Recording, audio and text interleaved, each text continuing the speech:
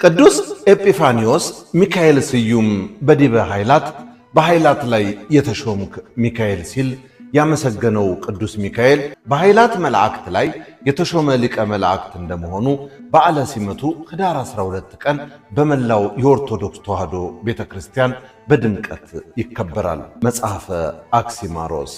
ኃይላት የተባሉት መላእክትም ሰዎች በዓለም ፈተና ውስጥ ሆነው ሰይጣን ሊያደክማቸው ሲፈልግ ኃይልን ብርታትን የሚሰጡ ይህን ዓለም ንቀው በበረሃ ወድቀው ከሥጋ ምኞት ጋር የሚጋደሉትን በከተማም እየኖሩ መንፈሳዊ ትሩፋት የሚያደርጉትን ደግሞ የሚያበረቱ ናቸው። ቅዱስ ጴጥሮስ በመልእክቱ እርሱም ወደ ሰማይ ያረገ እግዚአብሔርም ተቀምጦ ያለ መላእክትና ሥልጣናት ኃይላትም የተገዙለት ነው ሲል ኃይላት በማለት ያነሳቸው በኢዮር አራተኛይቷ ከተማ የሚኖሩትን ነው። በእነዚህ ላይ እግዚአብሔር ቅዱስ ሚካኤልን አለቃቸው አድርጎ ሾሟቸዋል። አንደኛ ጴጥሮስ 3:22 እንደተጻፈው የቅዱስ ሚካኤል ሲመት በነገደ መላእክት ላይ ብቻም ግን አይደለም፣ የእግዚአብሔር ሕዝብ በሆኑት ላይም ጭምር ነው።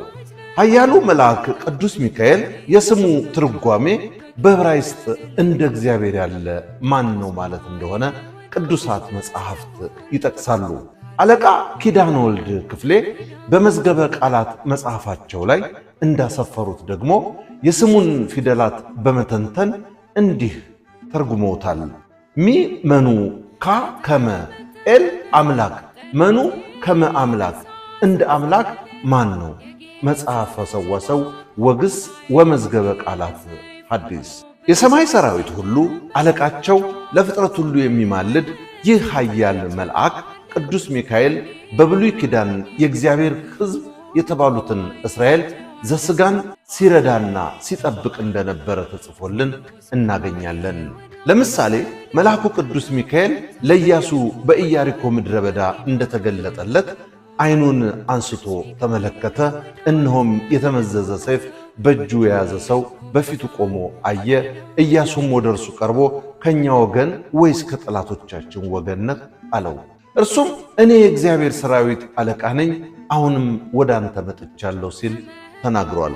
ኢያሱ 5:13 ላይ እንደተጻፈው እግዚአብሔር አምላክ ሕዝበ እስራኤልን ከግብፅ ባርነት ነፃ ሲያወጣቸው ይመራቸው የነበረ መልአክ ቅዱስ ሚካኤል ነበር።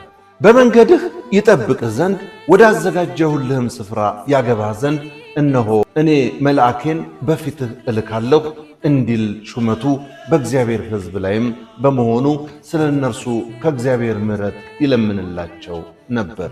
ነገር ግን ኃጢአት ሲሰሩ እግዚአብሔር ኃጢአተኞችን ይቀጣልና ሕዝቡን ራስን ጠብቅ፣ ስማው፣ እምቢም አትበለው፣ ስሜ በእርሱ ስለሆነ ይቅር አይልምና ብሎ አስጠንቅቋቸው ነበር። ይህም ቅዱስ ሚካኤል በእግዚአብሔር ሕዝብ ላይ መሾሙን ያስረዳናል።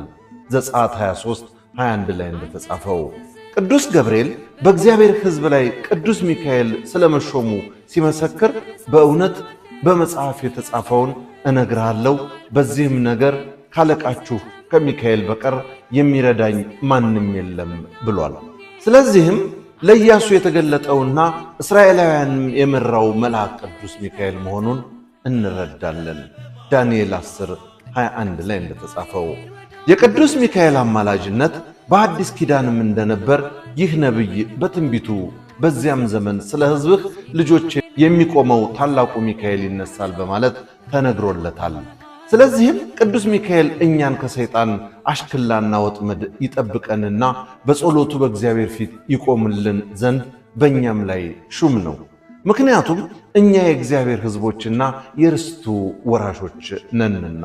በመጽሐፈ ስንክሳርም ተመዝግቦ እንደምናገኘው ቅዱስ ሚካኤል በየወሩ በ12 ቀን ለመታሰቢያው በዓል ተሰርቶለታል። እርሱ ስለኛ የምድሩን ፍሬ ይባርክልን ዘንድ ዝናሙን በጊዜው እንዲወርድልን፣ የወንዙም ውሃ እንዲሞላልን፣ ነፋሱንም የምሕረት ነፋስ እንዲያደርግልን፣ ሁሉንም የተስተካከለ እንዲያደርግልን ወደ እግዚአብሔር በጸሎት ይማልድልናል።